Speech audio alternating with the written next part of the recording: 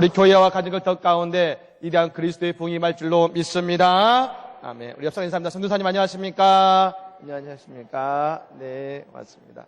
네, 안녕하십니까? 네, 맞습니다. 지금 우리는 고난주간을 보내고 있습니다.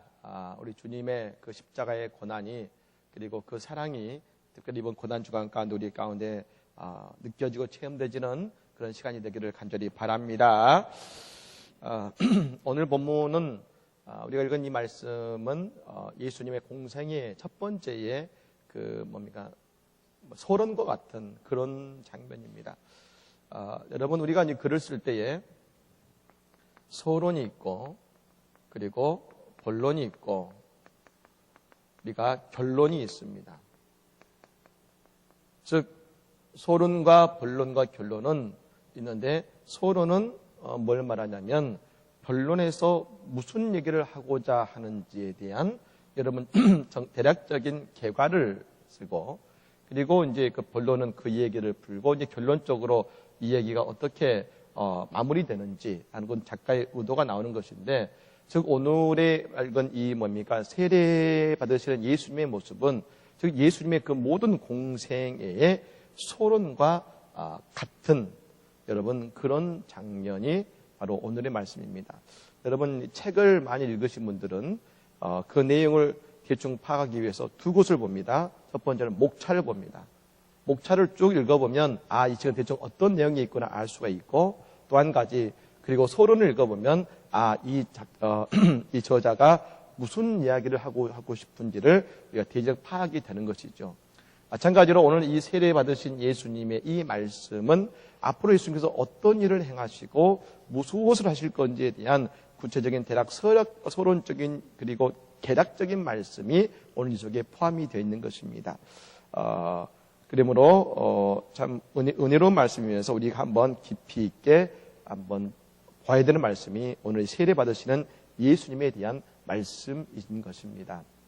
오늘 우리 예수님은 세례를 받으셨습니다. 첫 번째 예수님은 세례를 받으셨는데 여러분 우리가 아는 것처럼 예수님의 세례는 누구에서 받았습니까? 요한에 의해 받았습니다.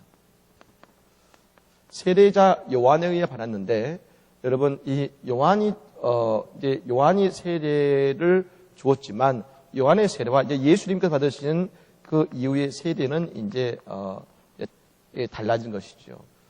이전까지 요한의 세례는 그저 우리의 죄사함 회개의 세례였다면 예수님에 의해서 이제 이어지는 세례가 있는데 이것은 예수님과 하나 되는 세례. 주의 보혈로 우리의 모든 죄가 씻겨지고 하나님의 나라에 동참하는 하나님의 백성이 되는 그 거룩한 세례로 이제 변화되겠습니다만 근데 우리가 여기서 궁금한 것은 이것입니다. 예수님이 오늘 세례를 받으셨는데 그러면 예수님은 우리가 아는 것처럼 요한의 세례를 받으셨는데 요한은 어떤 세례를 줬습니까? 죄 사함의 세례를 주었다겠습니다. 즉 회개의 세례인 것이죠. 여러분 우리가 알다시피 예수님은 하나님의 아들이십니다. 그럼 죄가 있으신가요 없으신가요? 너무 어려운 질문을 드렸습니다. 예. 죄가 없으시죠. 히브리서에 나옵니다. 예수님은 모든 인간의 여러분 연약함을 체험하셨지만 죄가 없으시다겠습니다. 그런데 예수님은 오늘 죄가 없으신 예수님께서 그렇다면 왜 요한에게 죄사함의 세례를 받으셨는가? 우리는 궁금할 것입니다. 그럼 우리가 이 질문에 대해 예수님이 직접 하시는 말씀을 우리가 들을 필요가 있습니다. 마태복음 3장 14, 15절의 말씀에 이런 구절이 있습니다. 같이 한번 읽겠습니다. 시작.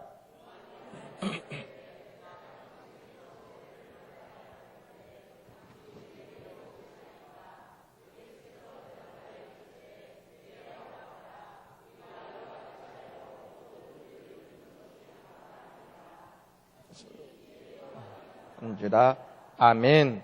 예수님 뭐라고 하셨습니까? 우리가 이와 같이 하여 모든 의를 이루는 것이 합당하니라 하셨습니다.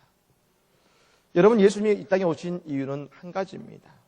우리의 모든 죄를 홀로 지시고 죽으심으로 하나님의 의를 이 땅에 이루시기 위함인 것입니다.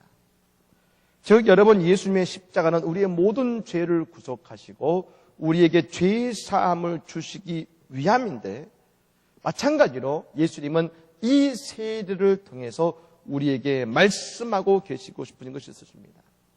예수님은 죄가 없으시지만 오늘 여러분 예수님께서 세례요한에 여러분 세례를 받으신 것은 본인이 죄가 있어서가 아니라 하나님의 의를 이루시기 위해서, 즉 이 땅에 있는 많은 사람들의 죄를 내가 껴안고 오늘 그 요한의 세례를 통해 죄 사함을 세례를 통해 그 모든 죄를 사하게 하는 것, 용서받게 하는 것, 그것이 예수님께서 이 땅에 하셔야 되는 그 일인 것이라는 것을 오늘 선포하고 계신 것입니다. 우리는 여러분 이 세례를 통해서 분명히 알 수 있는 것이 뭡니까? 우리 주님은 우리의 죄를 위해서 오셨고 예수 안에 거할 때 우리는 모든 죄가 사함받게 된 것을 믿으시기를 바랍니다. 그럼 우리가 이걸 알아냅니다. 그럼 우리는 예수님이 보여주신 모습 가운데 언제 세례를 받을 수 있냐? 언제? 도대체 우리는 언제 세례를 받을 수 있는가? 예수님의 세례의 모습을 통해 우리가 한 가지 알 수 있는 것은 이것입니다. 그것은 우리가 겸손과 그리고 온유함이 우리에게 있을 때 우리는 세례를 받을 수가 있다는 것입니다. 사람에게 있어서 사람은 누구나 교만합니다. 여러분, 예수 믿기 전에 사람들을, 그리고 내가 예수 믿기 전에 나를 한번 기억해 보시면 좋겠습니다. 사람은 다 교만합니다. 여러분, 그런 말이 있죠. 왜 우리가 기도하지 않습니까? 바빠서요? 시간이 없어서요? 아니죠. 이유는 한 가지입니다. 기도하지 않아도 할 수 있다는 내 교만함 때문에 기도하지 않는 것입니다. 우리가 왜 기도합니까? 하나님이 아니면 나는 내 삶을 이끌어갈 수 없다는 내 믿음의 고백이 오늘 무릎으로 하는 기도인 것입니다. 그러므로 주님은 말씀하셨습니까? 쉬지 말고 기도하라. 즉 우리가 언제 우리가 세례를 받을 수 있습니까? 그것은 내가 잘났다는 나의 교만이 아니라 내가 겸손과 온유의 모습을 가지게 될 때에 우리는 세례를 받게 되는 것이고, 세례를 통해서 또한 우리는 겸손과 온유함을 얻게 되는 것입니다. 여러분, 예수님은 하나님의 아들이시죠. 그럼에도 불구하고 오늘 누구에게 여러분 세례를 받으셨습니까? 피조물인 세례 요한에게 예수님은 세례를 받으셨습니다. 주님 세례요한이 말씀했지 않습니까? 나는 당신의 신부들매도 매기에 적합하지 않습니다. 오히려 내가 예수님께 세례를 받아야 되는데 어떻게 내게 세례를 달라고 하십니까? 하지만 예수님은 겸손과 온유함의 모습으로 세례 요한에게 세례를 받으셨다는 것입니다. 그렇습니다. 우리 예수님이 우리에게 보여주신 그 삶의 모습은 다름이 아니라 섬김의 모습이었습니다. 이제 내일 성목요일이 됩니다. 성목요일은 그게 예수님이 두 가지의 중요한 일을 행하시는 날인데, 바로 제자들의 발을 친히 씻어주신 날임과 동시에 자신의 살갑인 성만찬의 예식을 행한 날이 바로 성목요일인 것입니다. 즉 여러분, 예수님께서는 자신의 살갑이를 제자들에게 나누시기 전에 뭘 하셨습니까? 그들의 발을 직접 씻는 섬김과 겸손의 모습을 보여주셨습니다. 즉 그러므로 우리가 예수를 따른다는 것은 뭡니까? 나도 예수님처럼 겸손과 섬김의 모습을 갖는다는 것입니다. 여러분, 우리가 세례를 받았다는 것은 뭘 의미할까요? 우리가 세례를 받았다는 것은 그러므로 나는 하나님 앞에 철저히 머리를 솔기고 굴복했다는 의미이고, 이제 나도 예수님처럼 겸손과 온유함과 섬김의 모습으로 이 삶을 살겠다는 믿음의 결단이 우리의 세례 속에 같이 들어있는 것입니다. 여러분, 세례는 뭘 상징합니까? 원래 세례는 여러분 어떻게 하냐면, 우리가 말하는 침례가 있고 세례가 있습니다. 흔히 이제 우리는 한편에서 세례로 말합니다만, 여러분 이 세례는 원래는 물 아래, 물 속으로 이 머리까지 들어가는 것입니다. 그리고 그걸 통해 뭘 상징하냐면 우리의 죽음을 상징합니다. 나의 죽음. 과거에 내가 됐던 내 죄의 죽음. 내 삶의 죽음. 여러분, 한 번 죽은 사람의 삶은 어떨까요? 여러분, 이미 한 번 죽은 사람이, 그리고 죽음을 경험한 사람이 여전히 욕심과 그리고 교만함으로 살 수 있을까요? 혈기로 살까요? 아니죠. 죽음을 맛본 사람은 그 다음부터 자신의 삶의 소중함과 겸손함으로 살아갈 수밖에 없는 것입니다. 우리가 세례를 받은 사람이라는 건 뭘 의미합니까? 나는 이미 한번 주 예수의 은혜로 보혈의 피로 죽었다는 것을 의미한 것입니다. 그러므로 모든 우리가 그리스도를 믿는 사람은 겸손한 삶을 살 수밖에 없는 것입니다. 여러분, 예수님께서 말씀하신 팔복이 있습니다. 심령이 가난한 자, 애통한 자, 온유한 자, 의에 주리고 목마른 자, 긍휼히 여기는 자, 마음이 청결한 자, 화평한 자, 의를 위하여 박해를 받는 자. 여러분, 팔복, 하나님이 예수님 말씀하신 이 복을 받을 수 있는 8가지의 여러분 팔복의 마음을 가진 모든 사람들의 공통점이 뭐냐? 그것은 겸손과 섬김의 사람이라는 것입니다. 나는 죽고, 이제는 과거에 나는 죽고, 혈기왕성했던 나는 죽고, 이제 그리스도의 겸손한 자의 모습의 사람에게 임하는 복, 그것이 바로 팔복의 축복인 것입니다.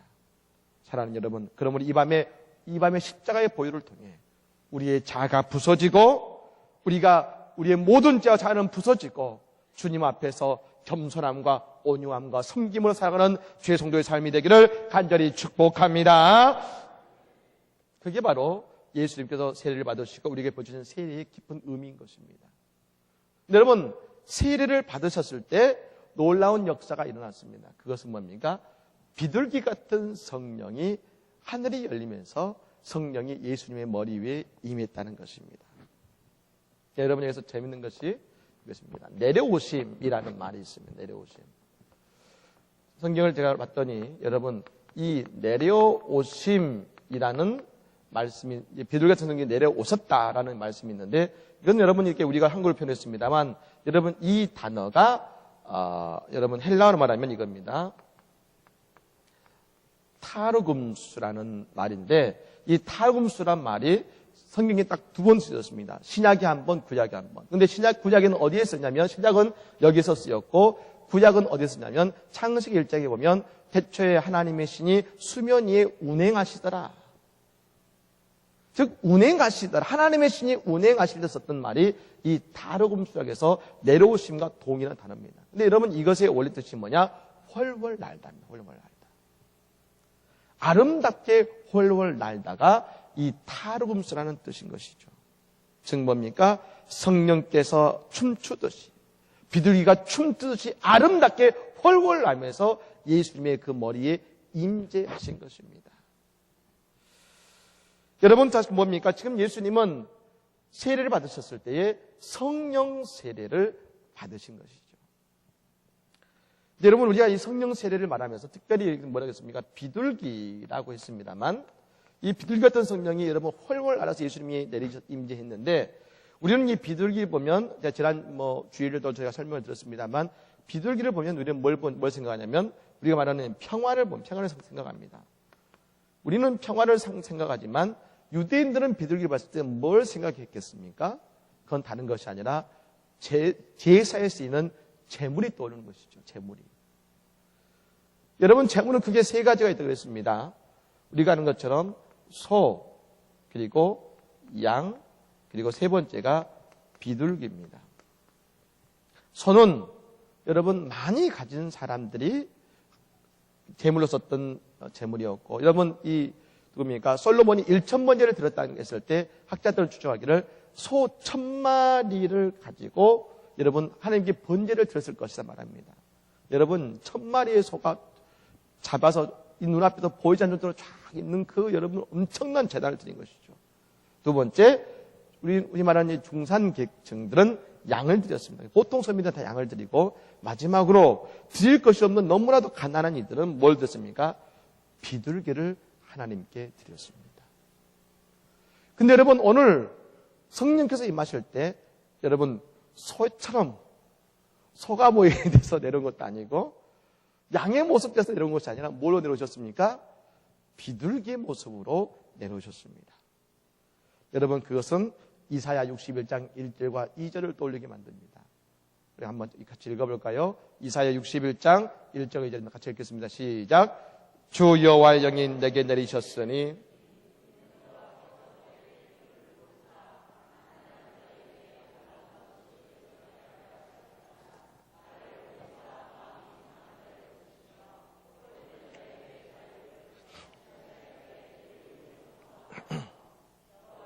은혜와 우리 하나님의 보복의 날을 선포하여 모든 슬픈 자를 위로하되 아멘. 믿으십니까? 즉 비둘기 같은 성령이 임했을 때에 그것을 본 수많은 사람들은 뭘 떠올렸을까? 바로 이사야 61장 1절과 2절의 말씀을 떠올렸을 것입니다. 성령이 누구에게 임했습니까? 가장 가난하고 연약한 자가 될 수밖에 없는 그 비둘기의 모습으로 임했을 때 저 하나님의 영이 어떤 자에게 가난하고 연약하고 슬픔이 있는 자에게 그런 자들을 위해 임하시는 하나님의 영의 모습을 그들은 떠올리게 된 것입니다. 즉 뭡니까? 왜 그들을 위해 하나님의 성령이 임해 있습니까?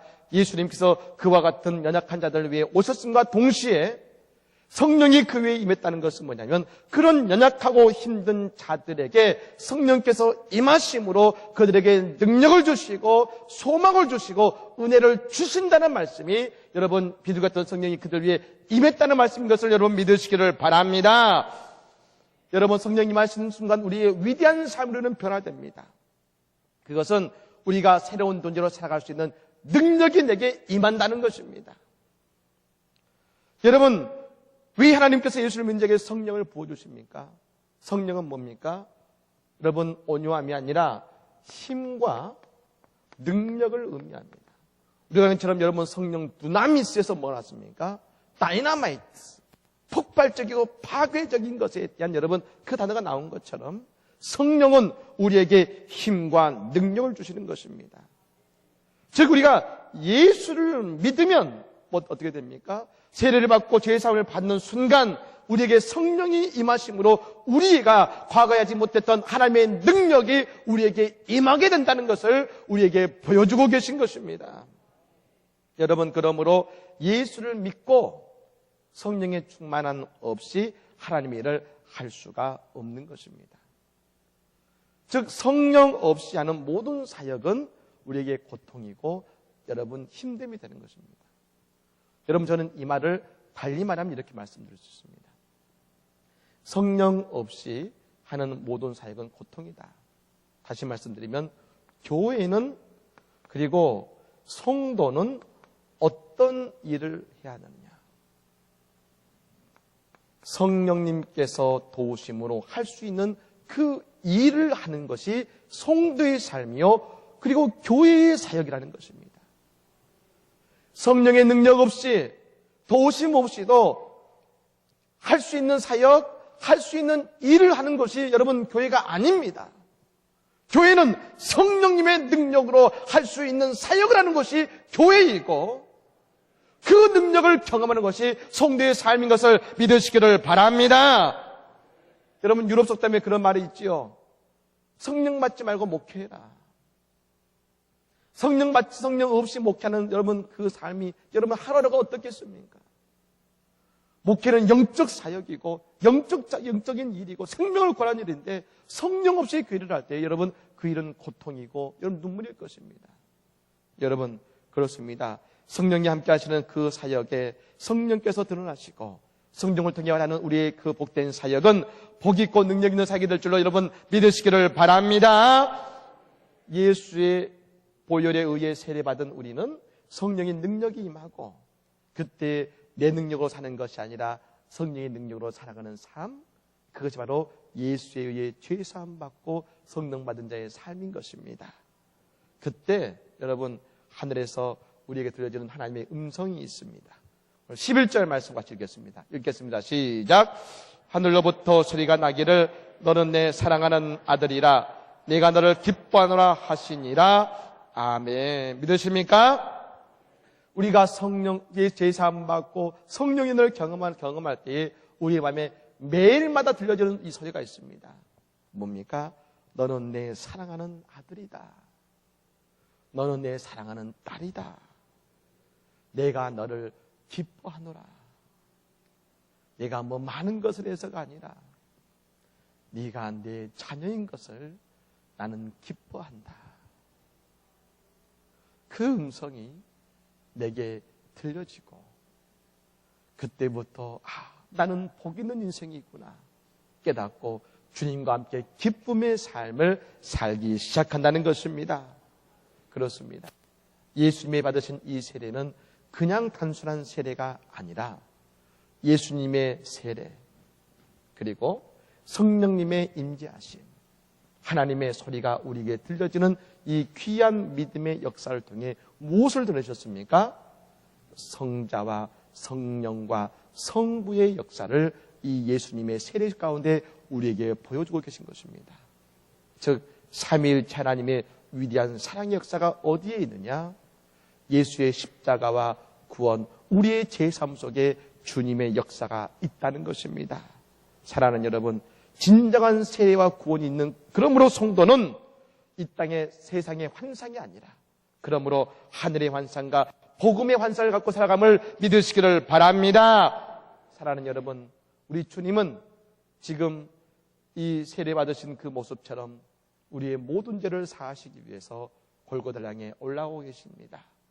주 예수의 보혈이 그 십자가의 은혜를 경험하는 이 한 주, 그 고난의 이 한 주를 통해서 다시 한번 우리의 모든 죄가 용서받고 사함받고 주님의 십자가의 은혜를 경험하고 그리고 내게 성령으로 함께 하시고 내게 너는 나의 사랑하는 아들이다 딸이라 말씀하시는 주의 음성이 들려지는 이번 한 주 특별히 부활주의 되기를 주 예수님의 이름으로 간절히 축복합니다.